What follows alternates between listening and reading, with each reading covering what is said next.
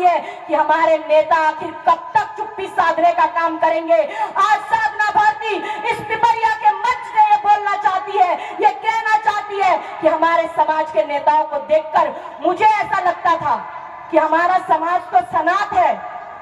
हमारे समाज के ऊपर माननीय स्वर्गीय कल्याण सिंह बाबूजी कल्याण सिंह जी का हाथ है, हमारे समाज के ऊपर माननीय सुश्री उमा भारती जी का हाथ है, हमारे समाज के मंत्री है प्रहलाद पटेल जी उनका हाथ है, अरे हमारे समाज के एक और मंत्री बन गए हैं धर्मेंद्र लोधी जी उनका हाथ है, हमारे समाज में साक्षी महाराज जी है उनका हाथ है, हमारे समाज में और भी बड़े नेता है उनका हाथ है और ये साथ देने का काम करेंगे। मुझे लगता था जिन जिन लोधियों को हम विधायक और सांसद बनाते हैं वो हमारा साथ निभाने का काम करेंगे, परंतु जब रोज इन घटनाओं को सुनती हूं तब लगता है कि नेताओं के होने के बाद भी क्या ये सोचते हैं कि लोधी समाज को अनाथ बना के चले जाएंगे। परंतु साधना भारती आज ये कहना चाहती है, सभी कान खोलकर सुन लो, जब तक साधना भारती जिंदा रहेगी तब तक लोधी समाज सनात रहेगा, अनाथ कभी साधना भारती नहीं होने देगी।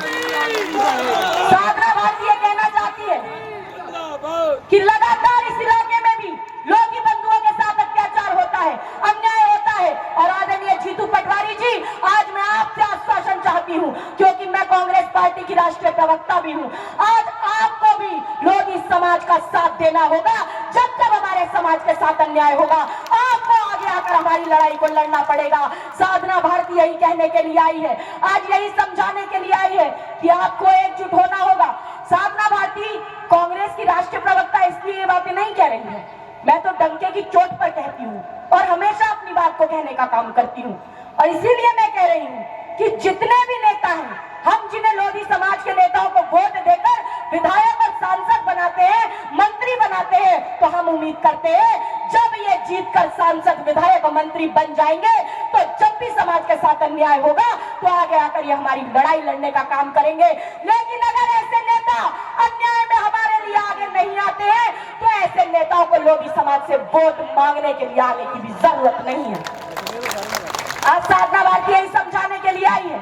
आपको यही बताने के लिए आई है कि मैं कांग्रेस पार्टी में हूं तो मैंने अपना कर्तव्य निभाया। मैंने जब भी कांग्रेस पार्टी के शासन के मुख्यमंत्रियों से मांगे की, अनुरोध किया तो उन्होंने उस अनुरोध को पूरा करने का काम किया। छत्तीसगढ़ के अंदर 30 मार्च 2022 को अमर शहीद वीरांगना रानी अवंतीबाई लोधी जी के बलिदान दिवस समारोह की अध्यक्षता करते हुए मैंने तत्कालीन मुख्यमंत्री छत्तीसगढ़ के भूपेश बघेल जी से अनुरोध किया था कि आप एक राज्य की कल्याणकारी योजना का नाम वीरांगना रानी अवंतीबाई लोधी जी के नाम पर रखने का काम कीजिए और उन्होंने मेरा अनुरोध तत्काल स्वीकार करते हुए उसी मंच से 1 नवंबर यानी छत्तीसगढ़ स्थापना के दिवस अमर शहीद वीरांगना रानी अवंतीबाई महिला सशक्ति पुरस्कार देने की घोषणा की, महिला सशक्तिकरण पुरस्कार देने की घोषणा की। साथ ही साथ मैं बताना चाहती हूँ, जब आदरणीय सुशील कुमार शिंदे जी महाराष्ट्र के मुख्यमंत्री थे, मेरी उम्र बहुत कम थी, परंतु मेरे और मेरे पिता राजेश राजपूत जी के पास जागरूक सजातीय बंधु आए और उन्होंने कहा कि महाराष्ट्र के लोधी समाज का नाम राज्य की ओबीसी की सूची में नहीं है। तब मैंने आदरणीय सुशील कुमार शिंदे जी से अनुरोध किया कि आप राज्य की ओबीसी की सूची में आदरणीय हमारे जितने लोधी बंधु हैं उनका नाम डलवाने का काम कीजिए। उन्होंने मेरा अनुरोध तत्काल स्वीकार करते हुए महाराष्ट्र की राज्य की ओबीसी की सूची में लोधी बंधुओं का नाम महाराष्ट्र की सूची में डलवाने का काम किया। परंतु आज भी महाराष्ट्र के लोधी बंधुओं का नाम केंद्र की ओबीसी की सूची में नहीं है। उसके लिए मैंने 3 दिसंबर 2016 को धरना प्रदर्शन दिल्ली में किया। देश भर से लोधी बंधु उसमें सम्मिलित होने के लिए आए, परंतु आज साधना भारती बताना चाहती है कि मैंने प्रधानमंत्री जी को ज्ञापन सौंपा, परंतु उसी दौरान प्रधानमंत्री जी ने केंद्रीय मंत्रियों की बैठक बुलाई, 15 नई जातियों को ओबीसी की सूची में शामिल किया, परंतु महाराष्ट्र के लोधी समाज को उसमें शामिल करने का काम नहीं किया। और दुख की बात यह है कि उस समय केंद्रीय मंत्री पद पर हमारी परम आदरणीय सुश्री उमा भारती जी भी विराजमान थी। आज साधना भारती पिपरिया के मंच से केंद्र सरकार से आदरणीय नरेंद्र मोदी जी से मांग करती है कि आदरणीय नरेंद्र मोदी जी महाराष्ट्र के लोधियों का नाम केंद्र की ओबीसी की सूची में शामिल कराने का काम करने का काम करें। आदरणीय नरेंद्र मोदी जी अमर शहीद वीरांगना रानी अवंतीबाई लोधी जी के लिए के नाम से उनके सम्मान में 100 रुपए का स्मारक सिक्का जारी करने का काम करके दिखाएं। साधना भारती यह मांग करती है कि आदरणीय वीरांगना रानी अवंतीबाई लोधी जी की जन्मस्थली और कर्मस्थली जबलपुर से बालाघाट चलने वाली किसी भी एक एक्सप्रेस ट्रेन का नाम अमर शहीद वीरांगना रानी अवंती मायावती भाई लोधी जी के नाम से रखने का काम करे। साथ ही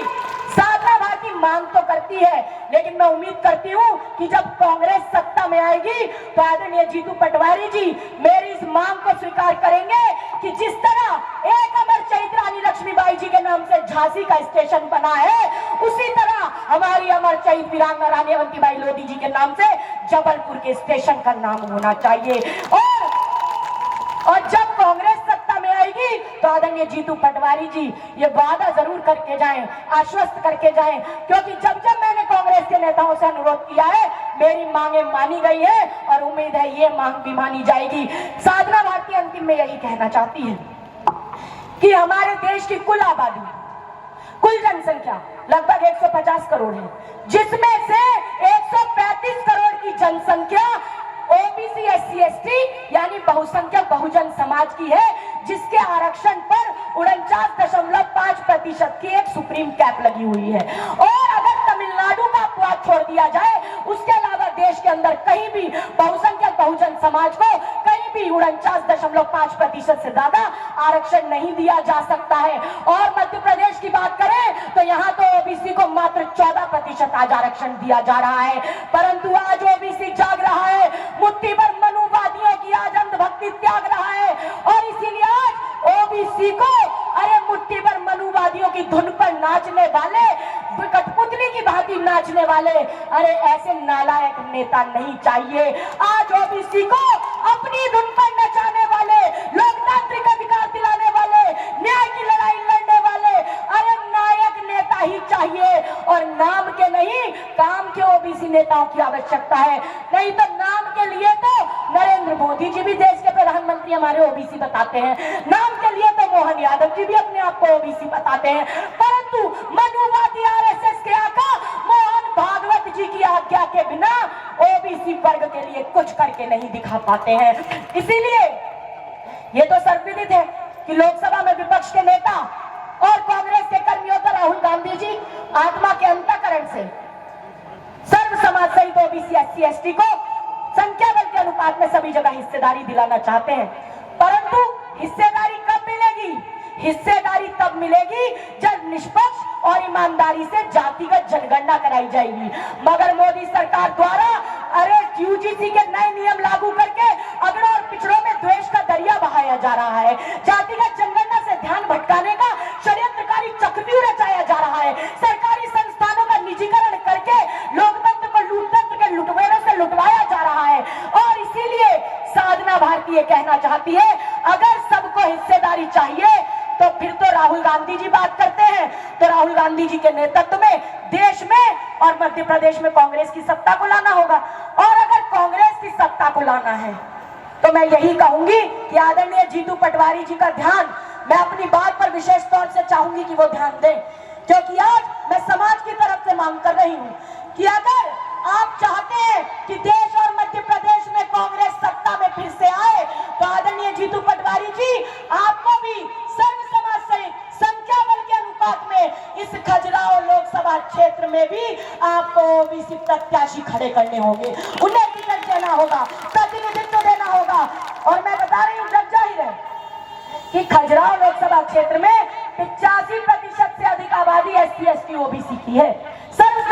समाज जानता है ये बात। और मैं ये कहना चाहती हूँ कि भाजपा ने 5 बार अपनी ओबीसी प्रत्याशी के रूप में आदरणीय उमा भारती जी को खजुराहो लोकसभा क्षेत्र से अपना प्रत्याशी बनाया, और उमा भारती जी ने भी 5 में से 4 बार खजुराहो लोकसभा क्षेत्र को भारी मतों से जीत कर दिखाने का काम करके दिखाया। लेकिन अफसोस है कि आजादी से आज तक कांग्रेस पार्टी ने कभी भी खजुराहो लोकसभा क्षेत्र से किसी कर्मठ ओबीसी प्रतिभा को अपना कैंडिडेट प्रत्याशी बनाने का काम नहीं किया। और 2029 में अगर खजुराहो लोकसभा क्षेत्र से आप एक कर्मठ ओबीसी प्रतिभा को अपना प्रत्याशी बनाएंगे तो निश्चित ही खजुराहो लोकसभा क्षेत्र को आप कांग्रेस की झोली में डालकर दिखाकर जा पाएंगे। साथ ही साथ खजुराहो लोकसभा क्षेत्र की 8 विधानसभाओं में से अगर 3 पर भी ओबीसी कैंडिडेट उतारेंगे तो आप 8 में से 6 विधानसभा क्षेत्रों पर जीत दर्ज करा पाएंगे। और ये मेरा अनुमान और आकलन नहीं है, ये अनुमान और आकलन बहुसंख्यक बहुजन समाज का है। आज देश और मध्य प्रदेश का बहुसंख्यक बहुजन समाज कांग्रेस की तरफ अभिलाषा की निगाहों से टकटकी लगाकर देख रहा करके दिखाना होगा। मैं बस अंतिम में यही कहूंगी कि हो गई है पीर पर्वत सी पिघलनी चाहिए, इस हिमालय से कोई गंगा निकलनी चाहिए, मेरे सीने में नहीं तो तेरे सीने में सही, हो कहीं भी आग लेकिन आग जलनी चाहिए, हो कहीं भी आग लेकिन आग जलनी चाहिए। और आज मैं हूं कांग्रेस की राष्ट्रीय प्रवक्ता, मुझे गर्व है इस बात में, मैं भारतीय ओबीसी महासभा की मुख्य संयोजक भी हूं, मगर सबसे पहले मैं लोधी राजपूत समाज की बेटी हूं। इसीलिए आज हमेशा कहती हूं, आज भी डंके की चोट पर कह रही हूं, लोधी समाज के कई मंच होते हैं जहां भाजपा के नेता भी आते हैं, सपा के भी आते हैं, बसपा के भी आते हैं, कांग्रेस के भी आते हैं, लेकिन मैं हमेशा कहती हूं, आज फिर कहूंगी, डंके की चोट पर कह रही हूं कि लोधी राजपूत समाज न भाजपा का बंधुआ मजदूर है, लोधी राजपूत समाज न कांग्रेस का बंधुआ मजदूर है, लोधी राजपूत समाज न बसपा का बंधुआ मजदूर है, लोधी राजपूत समाज न सपा का बंधुआ मजदूर है। हम उसका साथ देंगे जो हमें प्रतिनिधित्व देने का काम करेगा, आगे बढ़ाने का काम करेगा, हमारे युवाओं के लिए लड़ाई लड़ने का काम करेगा, हमारे युवाओं को प्रतिनिधित्व देने का काम करेगा। जब हमारे साथ अन्याय होगा तो हमारे लिए न्याय की लड़ाई लड़ने का काम करेगा। और मैं बताना चाहती हूँ, लोधी राजपूत समाज करोड़ों की संख्या में वास करता है। अरे जिस दिन चाहेंगे मनुवादी शोषणवादियों का तख्ता पलट देंगे, इतनी ताकत हम रखते हैं। अंत में यही कहूंगी कि अधिकार खोकर बैठे रहना ये महादुष्कर्म है, न्यायालय अपने बंधु को भी दंड देना धर्म है। और उठो पाटगार नींव उठाओ, अरे जब संसद गूंगी शासन बहरा होने लगता है और कलम की आजादी पर भी पहरा होने लगता है, तब अंतर आ ही जाता है शब्दों की परिभाषा में। साधना भारती को चिल्लाना पड़ जाता है अंगारों की भाषा में। अरे जब शोषण और दोहन की सीमा, जब व्यक्ति की पीड़ा के दामन में डल जाता है, जब तो सारा व्याकरण पेट की अग्नि में जल जाता है, जब भूख बगावत की सीमा पर आ जाती है, तब भूखी जनता सिंहासन को खा जाती है। अरे कोई ना डराए हमें कुर्सी के गुमान से, कोई ना खेले हमारे मान सम्मान और स्वाभिमान से। हम शोषित पीड़ित पीड़िए की आंसुओं की आग है, आंधियों के अड्डों पर चलते हुए चिराग है, किसी राजा या रानी के डमरू नहीं है हम, अरे दरबारों की नर्तकी के घुंघरू नहीं है हम, सत्ताधीशों के तुला के पट्टे नहीं है हम, कोठों की तवाइफों के दुपट्टे नहीं है हम तो करोड़ों लोधी राजपूतों की रक्षा और सुरक्षा करने वाली तलवार और ढाल है हम। और आज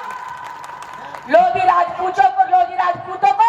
बहुजनवादी चक्र सुदर्शन लेकर अड़ना होगा। और अगर अपने लोकतांत्रिक अधिकार पाने हैं तो मुट्ठी भर मनुवादियों से अब महाभारत लड़ना होगा। संघर्षों की बेलाई, लोकतंत्र धेरा दुहाई, स्वाभिमान से वही जिएगा जिससे कीमत गई चुकाई। तो अंत में कहूंगी, मेरी पीढ़ी वालों जागो, तरुणाई नीलाम ना हो और इतिहासों के शिलालेख पर अब यौवन बदनाम ना हो, अब यौवन बदनाम ना हो। बोलने के लिए बहुत बड़ा शब्दकोश है, परंतु समय कम है। अंतिम में एक आश्वासन लेना चाहती हूं,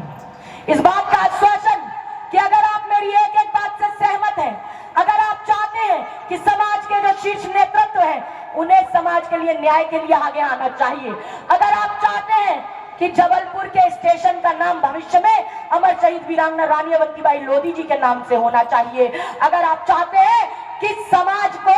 प्रतिनिधित्व मिलना चाहिए, तो जितने भी लोग हैं सभी दोनों हाथ खड़े करके आश्वासन दिला दीजिए।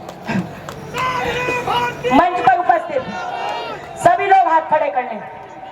जीतू भैया ने भी हाथ खड़े कर दिए, सभी लोग अपने हाथ नहीं खड़े किए, पीछे हाथ रहे। अरे हाथ खड़े कीजिए, आपकी बेटी नहीं थकती, आप थक जाते हैं, दोनों हाथ खड़े कीजिए। पीछे सभी लोगों ने हाथ खड़े कर लिए। सभी चाहते हैं समाज को प्रतिनिधित्व मिले,